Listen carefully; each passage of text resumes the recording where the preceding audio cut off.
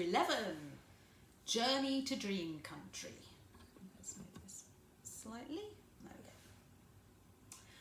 After the mad Frobscottle party was over, Sophie settled herself again on top of the enormous table.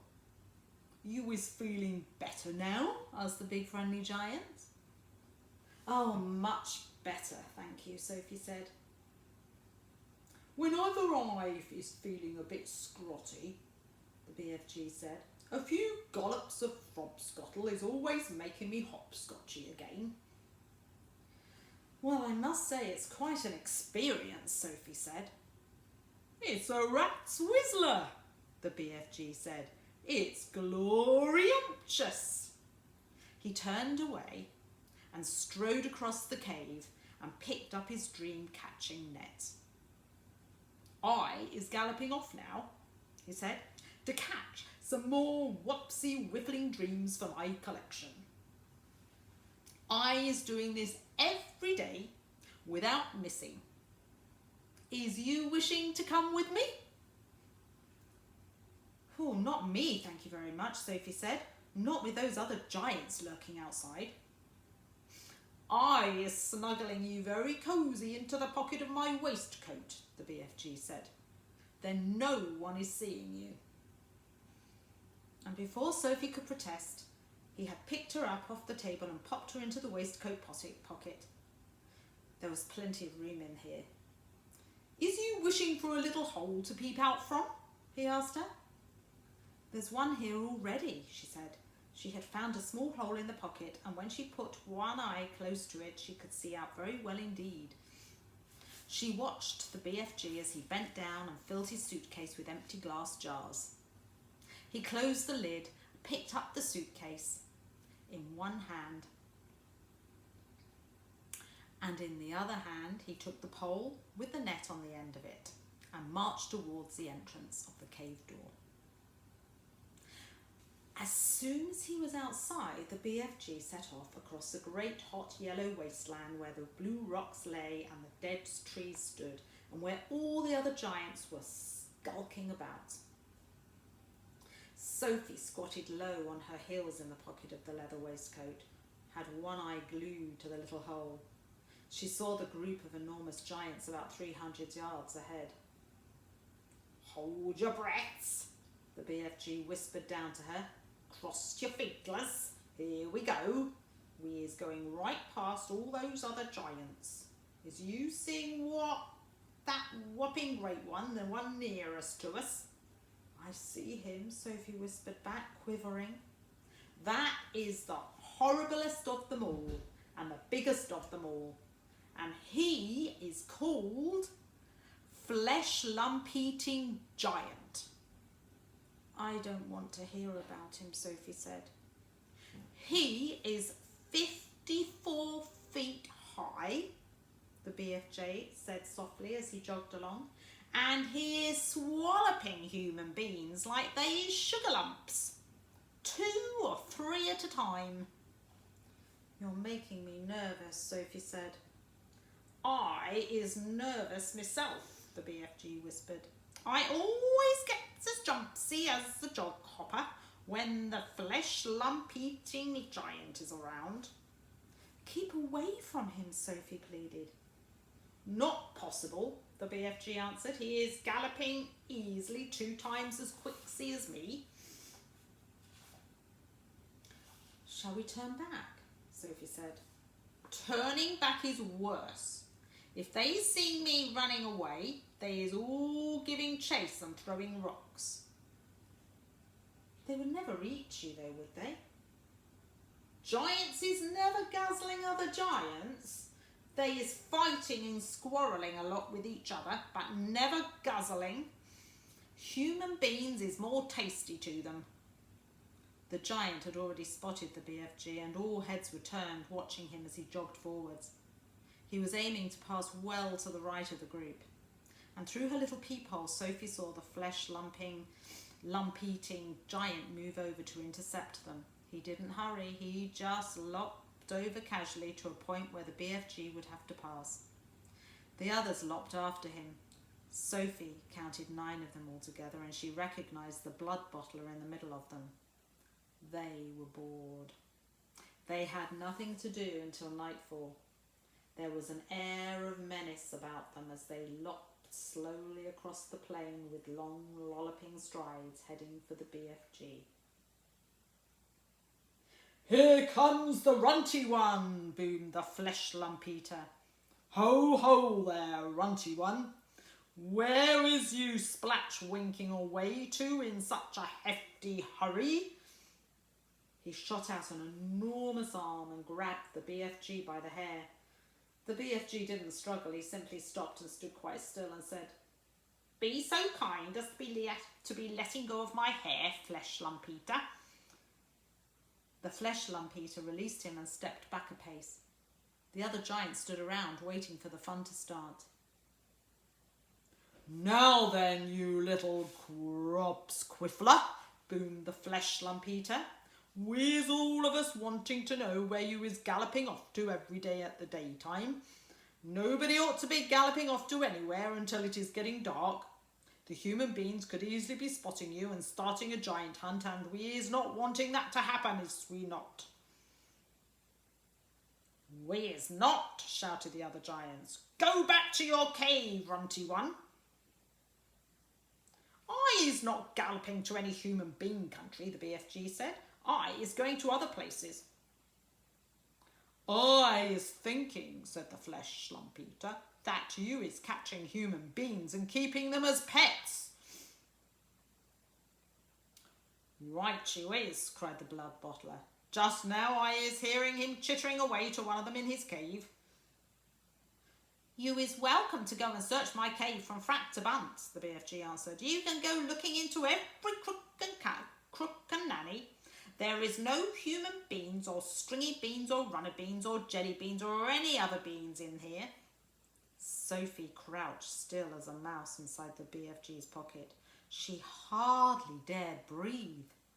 She was terrified she might sneeze. The slightest sound or movement would give her away.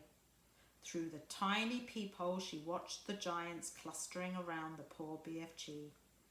How revolting they were. All of them had piggy little eyes and enormous mouths. And when the flesh lump eater was speaking, she got a glimpse of his tongue. It was jet black, like a slab of black steak. Every one of them was more than twice as tall as the BFG. Suddenly, the flesh lump eater shot out 2 enormous hands and grabbed the BFG around the waist. He tossed him high in the air and shouted, "Catch him, man-hugger!" The man-hugger caught him. The other giants spread out quickly in a large circle, each giant about 20 yards from his neighbour, preparing for the game they were going to play. Now the man-hugger threw the BFG high and far, shouting, "Catch him, Bone Cruncher!" And the Bone Cruncher ran forward and caught the tumbling BFG and immediately swung him up again. "Catch him, child chewer!" he shouted. And so it went on. The giants were playing ball with the BFG, vying with each other to see who could throw him the highest. Sophie dug her nails into the sides of the pockets, trying to prevent herself from tumbling out when she was upside down. She felt as though she were in a barrel going over the Niagara Falls. And all the time there was a fearful danger that one of the giants would fail to catch the BFG and he would go crashing to the ground. "Catch him, meat dripper! Catch him, gizzard gulper! Catch him, maid masher! Catch him, bottle botter! Catch him, catch him, catch him!" And in the end, they got bored with this game. They dumped the poor BFG on the ground. He was dazed and shattered. They gave him a few kicks and shouted, "Run, you little runt! Let us be seeing how fast you is galloping." And the BFG ran. What else could he do? The giants picked up rocks and hurled them after him. He managed to dodge them. "Ruddy little runt," they shouted. "Trudgy little twit. Shrivelly little shrimp. Mucky little midget. squaggy little squib, grubby little grub. At last, the BFG got clear of them all, and in another couple of minutes, the pack of giants was out of sight over the horizon. Sophie popped her head up from the pocket. I didn't like that, she said. Well, no, gosh, I wouldn't have thought she would you? Phew, said the BFG. Few and far between. They was in a nasty crotching mood today, was they not? I sorry you was having such a whirl-gig time. No worse than you, said Sophie. Would they ever really hurt you? I isn't ever trusting them, the BFG said. How do they actually catch the humans they eat? They is usually just sticking an arm in through the bedroom window and snitching them from their beds. Like you did to me. Ah, but I wasn't eating you. Well, how else do they catch them?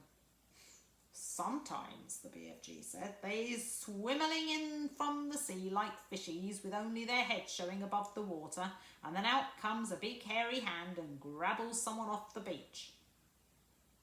Children as well. Often chidlers, the BFG said. Little chidlers who is building sandcastles on the beach. That is who the swimmeling ones are after. Little chidlers is not so tough to eat as old grandmama, so says the chid-whittling giant. And as they talked, the BFG was galloping fast over the land. Sophie was standing right up in his waistcoat pocket now and holding onto the edge with both hands. Her head and shoulders were in the open and the wind was blowing in her hair.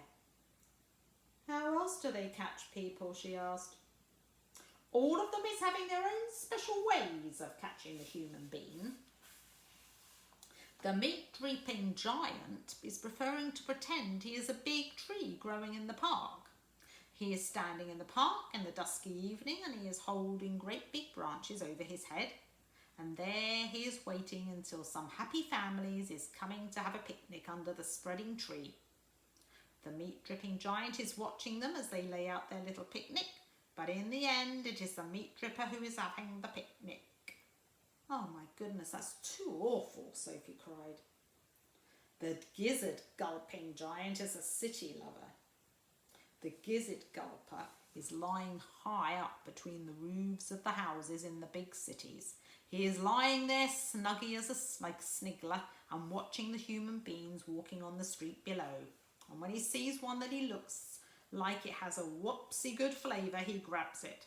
He is simply reaching down and snitching it off the street like a monkey taking a nut. He says it is nice to be able to pick and choose what you is having for your supper. He said it's like choosing from the menu. Don't people see him doing it? Never as they see him. Never, never. Do not forget it is dusky dark at this time. Also, the gizzard gulper has a very fast arm. His arm is going up and down quicker than Squinker's. But if all these people are disappearing every night, surely there's some sort of outcry. Well, the world is a whopping big place. It has 100 different countries. The giants is clever. They is careful not to be skiddling off to the same country too often. There's always switch fiddling around. Yeah, but even so, Sophie said, do not forget that human beings is disappearing everywhere all the time, even without the giants guzzling them up. Human beings is killing each other much quicker than the giants is doing it. But they don't eat each other. Giants isn't eating each other either, nor is giants killing each other. Giants is not very lovely, but they is not killing each other. Nor is crocodile-dillies killing other crocodile-dillies. Nor is pussycats killing pussycats. They kill mice. Ah, but they is not killing their own kind. Human beings is the only animals that is killing their own kind.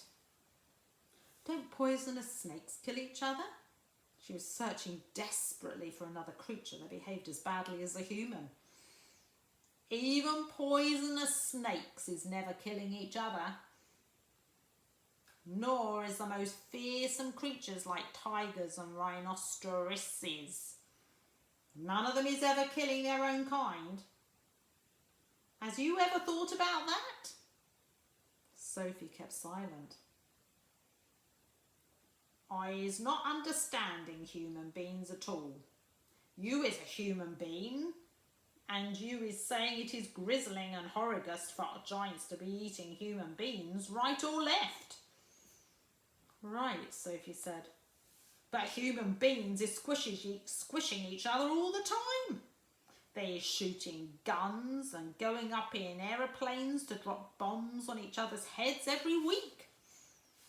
Human beings is always killing other human beings. And he was right. Of course he was right, and Sophie knew it. She was beginning to wonder whether humans were actually any better than the giants. Even so, she said, defending her own race, I think it's rotten that those foul giants would go off every night to eat humans. Humans have never done them any harm. And that is what the little piggy wig is saying every day. He is saying, I has never done any harm to the human being, so why should you be eating me? Oh dear, Sophie said. The human beings is making rules to suit themselves. But the rules they is making do not suit the little piggy wiggies. Am I right or am I left? Right, Sophie said. Giants is also making rules. Their rules is not suiting the human beings. Everybody is making his own rules to suit himself. But you don't like it that those beastly giants are eating humans every night, do you? I do not. One right is not making two lefts. Is you quite cosy down there in my pocket? I'm fine, Sophie said. Then suddenly once again the BFG went into that magical top gear of his, and he began hurtling forward with phenomenal leaps. His speed was unbelievable. The landscape became blurred, and again Sophie had to duck down out of the whistling gale to save her head from being blown off her shoulders. She crouched in the pocket and listened to the wind screaming past. It came knifing in through the tiny peephole in the pocket and whooshed around her like a hurricane. But this time the BFG didn't stay in top gear long. It seemed as though he had some barrier to cross, a vast mountain perhaps, or an ocean, or a great desert. But having crossed it, he once again slowed down to his normal gallop, and Sophie was able to pop her head up and look out once more. She noticed immediately that they were now in an altogether paler country. The sun had disappeared above the film of vapour. The air was becoming cooler every minute. The land was flat and treeless, and there seemed to be no colour in it at all. And every minute the mist became thicker, the air became colder still, and everything became paler and paler until soon there was nothing but grey and white all around them. They were in a country of swirling mists and ghostly vapours. There was some sort of grass underfoot, but it was not green. It was ashy grey. There was no sign of a living creature, and no sound at all except for the soft thud of the BFG's footsteps as he hurtled on through the fog. Suddenly he stopped. "We's here at last," he announced. He went down and lifted Sophie from his pocket and put her on the ground. She was still in her nightie and her feet were bare. She shivered and stared around her at the swirling mists and ghostly vapours. "Where are we?" she asked. "We is in dream country," the BFG said. "This is where all dreams is beginning." And that's the end of that chapter. So I'll see you soon.